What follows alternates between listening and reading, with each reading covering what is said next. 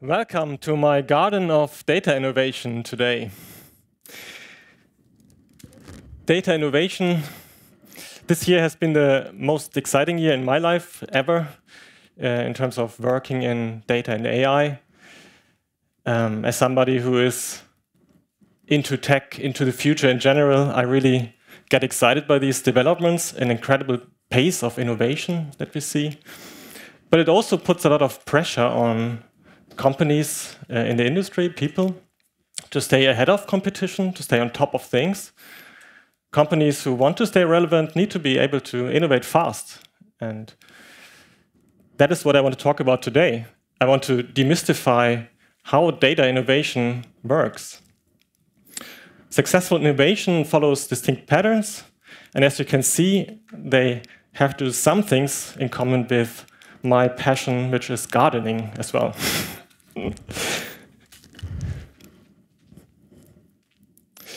So what is data innovation? The starting point for data innovation are ideas to use data to solve a business problem. And the goal of data innovation is to create a data-driven business, a company that lives and breathes decision-making or data products and generates business value from data-driven decisions or products. And we want to get from an idea to a data-driven company. And what's important, we don't want to do that one single time into a one-off decision or product. We want to do it over and over again, repeatedly, consistently, and at scale throughout the company. And that's exactly what data innovation is about. A structured path to get from ideas to data-driven decisions or products with a repeatable, reproducible method to run a data-driven company. Innovation sometimes seems a bit mysterious. It's this black box here. So what's actually in there? It's not that complicated. The execution can be hard, but the method behind it is quite straightforward. Again, data innovation follows very distinct, predictable patterns, like the season in my garden. So let's unwrap this black box and look what's inside. I want to share with you some personal guiding principle that I use, or my playbook, how to build data-driven companies. And my playbook is inspired by my passion gardening, so perhaps you will learn some gardening hacks here as well today. First, a quick moment to introduce the gardener, that's me. So I'm Mirko, I'm a principal consultant at Netlight. For those of you who don't know Netlight, we are one of Europe's most successful IT consultancies. Not the largest, but the best, maybe. Around 2,000 people in Europe. Our headquarters is in Stockholm, where I'm based. And our spirit animal is a horse. And if you catch me later, I can tell you why. Data and AI has been an important part of our business for many years. I've been working in data and AI for the past 15 years. Been part of scaling 2 unicorn companies and have helped many people to make their companies data-driven. And I started my career from tech, so I did a PhD in machine learning and then worked in many different data roles, did a sweep through BI, data engineering, data science, data leadership. So I've witnessed the good, the bad, and the ugly of data initiatives. In my talk today, I want to take a bird's eye perspective on data initiatives. So many of you perhaps work in data teams or with data teams. And I want to zoom out and put this work into a wider context. Most companies have great people, great teams, they work really hard. But some data initiatives succeed and others fail. never take off. And I want to share some experience, some lessons learned from my experience, why that is the case. Here's the problem I want to talk about. Working with data has been a no-brainer for the last decade, at least, in the tech industry. And short-term, it seems to pay off. But long-term, the results are often not that great at all. Some numbers as a starting point. A survey showed that 96% of global 1,000 companies see some results from data initiatives, which is really great. But only 24% have successfully created a data-driven organization, or claim that they have. That's not so many at all. So what does that tell us, this gap? Well, it's easy to achieve these quick wins, but creating value from data repeatedly, consistently, and at scale, it's a real challenge still. And most companies are still figuring out how to build data innovation into their day-to-day business and work. And I've seen that struggle in many companies myself, and maybe you experience that in your teams or your companies too. So why is data innovation so hard in practice? There are three big challenges that I've seen.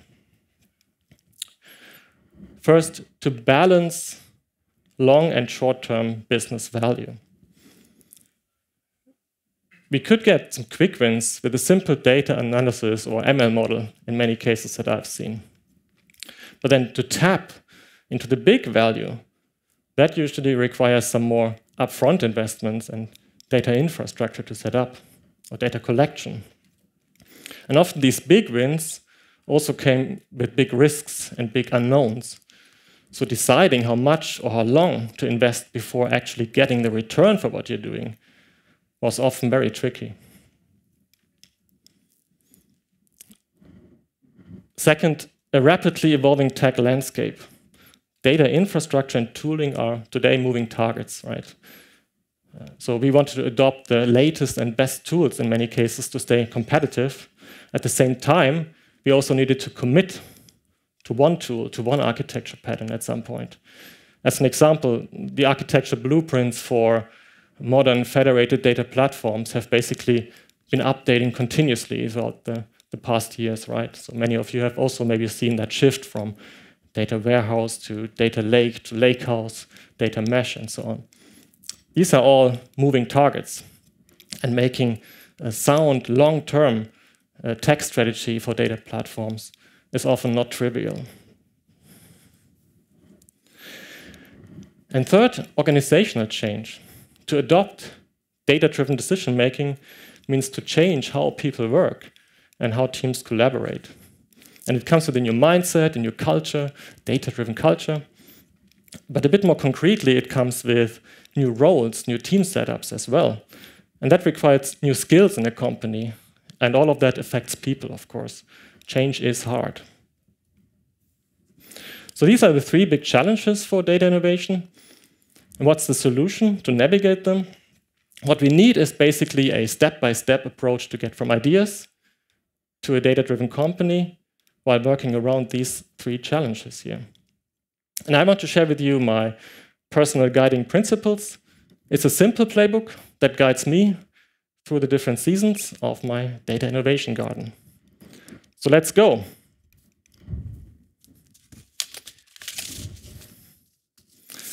My gardening season starts in winter, before the season starts actually, by buying seeds.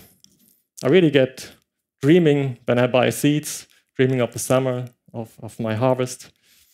So I go overboard a bit often. I buy too many seeds, or I buy seeds that don't really make sense.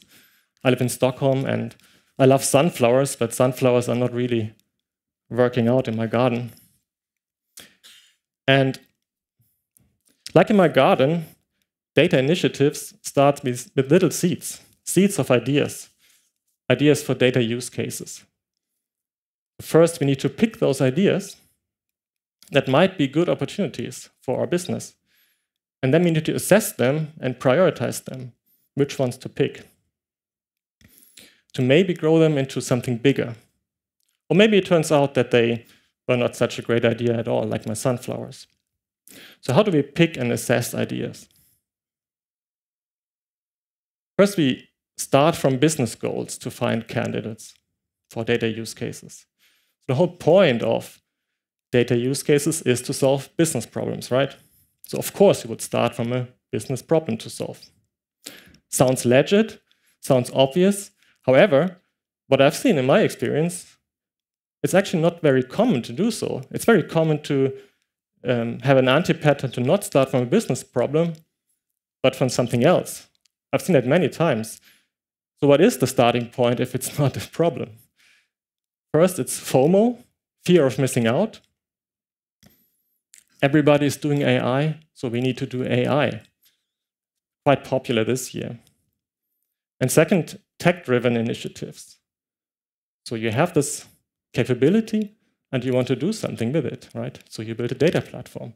So some 5-7 years ago or so, many companies started building data lakes without a clear use case in mind. And they were hoping that the use case shows up on the way. But then it never did because the use case doesn't really pop up magically, right? So at some point you run out of support or budget and then your initiative stalled.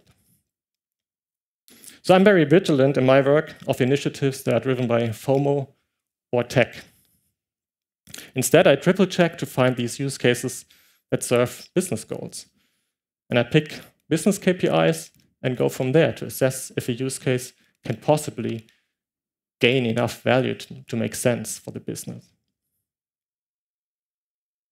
And then involve stakeholders when assessing the use case. So the reason why use cases are often not solving business problems is that data initiatives are driven by tech teams or data teams. And those teams I've been in often didn't know the business problem, at least not in detail. So the most successful initiatives I've been in were actually running cross-functional teams from tech, data, and business. And a great starting point to solve actual problems is to involve the stakeholders to bring the ideas into the game from the start. And then make a business case. What is a business case? It's to quantify the potential benefits against the cost and the risk of an initiative. And this has turned out a great exercise to do in the very beginning of an initiative in a rather formal way. So I use this to combine two perspectives here. The business perspective, so the upside, understand which KPI or metric to change and by how much in order to make it a relevant case. And then look at the tech side. What is the cost and the risk? Do we have the data? Is it actually a problem that can be solved with the algorithms that we have? And then lastly, make it transparent. Make it a trackable roadmap to the point where you get the return on investment. The return on investment is when you get the data, when your data use case makes money. And that's not when you have the algorithm POC up and running. It's when the solution is used by actual users, customers, and your business starts earning money from it to pay your paycheck. And I've seen that often there's a quite long runway from start from an idea to actually having a solution implemented that earns money back. And it was very useful to outline the steps and the milestones and the timeline in the very beginning.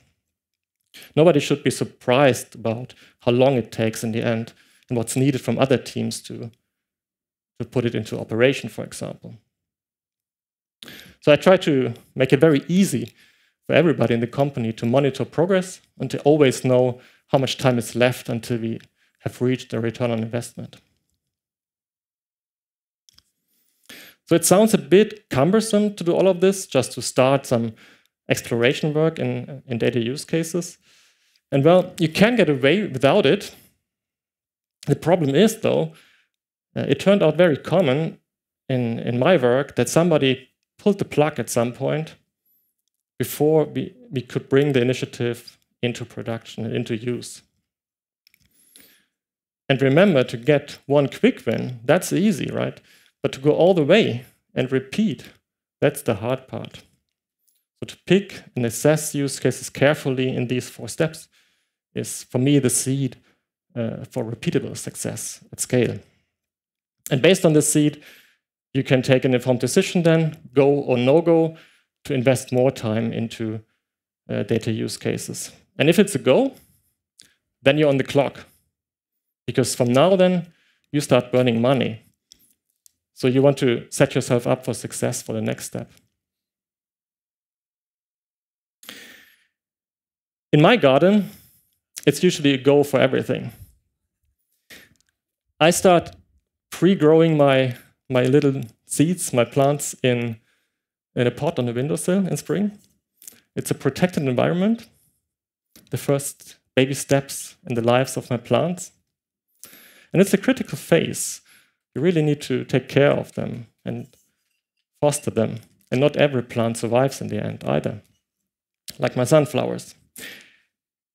And in data initiatives, the next step here is to validate our use cases and to put ideas to test for the first time. It's to build a proof of concept to decide whether it's worth investing further in the little sprouts that we have created. And I have 3 good practices how to validate use cases in proof of concepts. Stick to your comfort zone. I see quite often that the ambitions with data initiatives, especially around machine learning, AI, are extremely high. There's a lot of bold ideas around, but the existing capabilities in the companies are sometimes on a very different level, which is, of course, a great way to be inspired, but it's also a bit dangerous to skip levels on that maturity journey and jump a bit too fast and want to solve actual really hard problems. Best case, we failed early in the initiatives that we did. For example, our predictive maintenance modeling proof of concept failed because we didn't have enough data to produce a good result. That was a good outcome. But worst case, we somehow managed to wrangle the data and to get enough training data and made it happen. And then we hit the wall when we needed to put this into operations because we didn't have an ML ops team in the company. So we couldn't really use that POC in the end. So what worked best for me is to start simple and focus on low-hanging fruits in the beginning. To aim for use cases with a healthy balance of high impact, but also low complexity. Keep focus. One important thing with POCs is that they are short and validate ideas quickly and cheaply. So a POC should not solve all the problems. It's very easy to get carried away, and you want to add that feature as well and that solution as well as you go along, because you always discover something on the way, right? And that's the biggest pitfall for POCs that I've seen, to solve 10 things almost, but nothing really. And then you're at the end of the project and you stand in front of nothing. So it turned out way better to keep focus, to collect the ideas that we got on the way and put them in the backlog for the next iteration. And this is also a great starting point for this repeated innovation that you want to set up. And then cross-functional teams.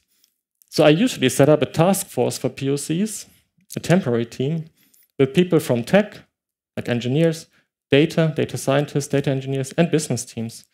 And this is, from my experience, the single most thing that you practice for successful data POCs.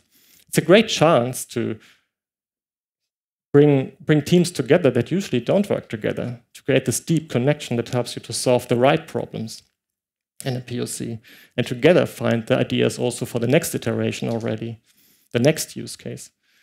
So POCs are a great way to try out those cross-functional teams because they are time limited. It doesn't require much commitment from the teams to do that, right? It's just for a few weeks or a few months. And it gets some cross-team collaboration going quite nicely. And it's often been an easy hack to connect people in a company that usually don't really talk to each other. And it often was the key to make the outcome of the POCs really relevant for the business.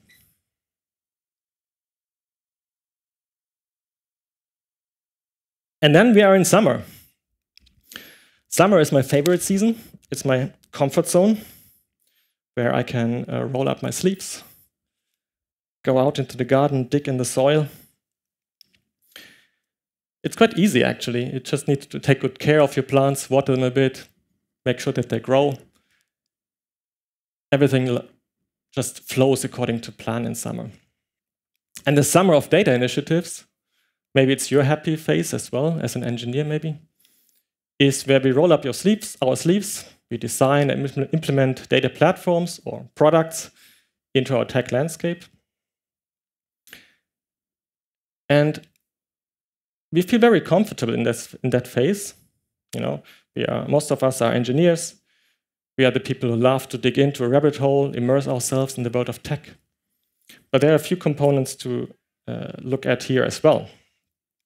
So 3 ideas here for successful implementation.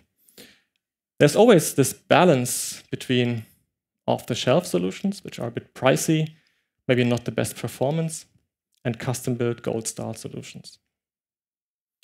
In an early phase of implementation after the POC, I would always go for off-the-shelf. Why? Well, probably your requirements will change quite a bit between the first iteration and 10 use cases and 10 iterations down the line. So you don't want to optimize for iteration 1. And remember, you're on the clock to reach the return on investment. So what you want to do is to optimize in this phase for time to ROI and its cost. It's usually been easier, from my experience, to fix the recurring costs later, then we could show how much money we can earn with the use case first. And plus, if you use the most common, most basic solution, it's also been easier for us to onboard more people to the team as we needed to scale after the first implementation phase, because you don't need to spend so much time on onboarding people, training people, or it's easier to find the right profiles. Create data ownership. At some point, everybody that I've met ends up in this low point of data anarchy. You know, I don't know any company that hasn't been there. You have built products or services on your data. A lot of teams are using them, but nobody has really a clue how good the data quality is, actually. Or what does it really mean in MAU? Is that a monthly active user? Is it 29 days or 30 days or 31 days a month? Maybe it's different teams, different definitions, right? And usually at this low point of data anarchy, we established a variation of a data governance group, right? That's a group of people, data owners, who agree on definitions and document them. Now, in the early days of implementation projects, we are probably not there yet. So we haven't experienced the pain of data anarchy yet here. But we can already prepare to make life easier later, because we will hit that point by setting up data ownership. So in my clients, it was extremely valuable to find those people in the company, in the business, who feel responsible for definitions of metrics, KPIs, data points, and started working on the data quality from the beginning. And then automate. So another challenge that all companies hit, for sure, at some point, is the bottleneck of manual processes. Maybe we had this data analyst or data scientist who re-triggers that failed data pipeline every Sunday evening. But it would have been nice if that person could have done actual meaningful work, right? So from my experience, automating data and ML pipelines is always a good idea. I've seen many cases where it's been done too late. I haven't seen a single case where it's been done too early, though. So therefore, I would say, just do it from the start.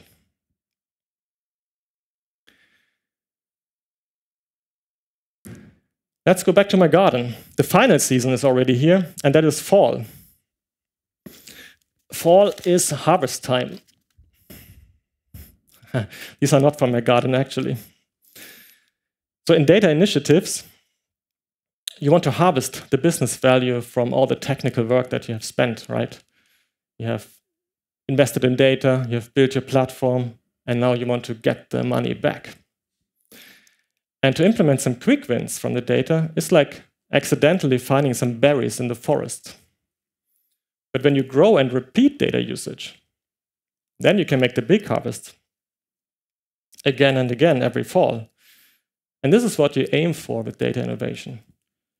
And here's where people come in. People are an important part of our playbook. So adoption of data and analytics is not something that grows by itself in an organization. It needs planning and care. And I found 3 practices that help me to make that happen. Embrace change, right? So making data-driven decisions is really not a question of tooling, it's behavior. In my teams, we've often completely underestimated the importance of handling change. If you don't help people or train people to change, they don't know how to work. People will not just naturally start working data-driven because they don't know how to. So innovation means change. It means leading change as well. Change is hard, and it requires careful planning. So embrace it and enjoy it, and also guide your people through the change. In my work, organization coaches have helped me a lot with facilitating, leading change, and were great role models in onboarding people to new workflows. And then self-assess your maturity. How far did we come with our data-driven culture, really? Do we encourage experimentation? Do our data scientists work together with domain experts? Is our MLOps platform set up already? Data maturity has many dimensions and also needs many perspectives. In my clients, the mental picture of the situation and also the expectations on the outcomes of initiatives was often miles apart between different roles in the company. So what the ML engineer sees is often not at all the same as what the CEO sees. But to fix the right problems in this complex picture, you need a good overall big picture of your situation, right? Are we bottlenecked by our tech stack? Or are we missing ML engineers? Do we lack data ownership? So there are many moving parts that are needed to make the organization data-driven, and a common picture of the current state that is shared between all involved parties is really important. What helped us in many cases was an external perspective, so we got in people who did an audit on our organization and gave us a big picture from a third-party perspective. And then lastly, institutionalized collaboration. Remember how important it was in the POC phase to include the business stakeholders? So now it's the time to bring this from a temporary task force to a permanent collaboration. Because from now on, we want to find and assess use cases all the time. We want to implement POCs all the time, bring them into operations all the time. We want to make data initiatives, data innovation, a flywheel here. What we often ended up with at my clients was some variation of a center of excellence around data. So the main idea of center of excellence here is to balance 2 conflicting demands. On the one side, you want to have data analysts, data scientists super close to the business so that they can understand, dig into the business problems, the domain expertise as much as possible to influence decisions. On the other hand, you also want to centralize and standardize technical tooling, for example, and knowledge sharing between those analysts and data scientists. 2 conflicting ideas here.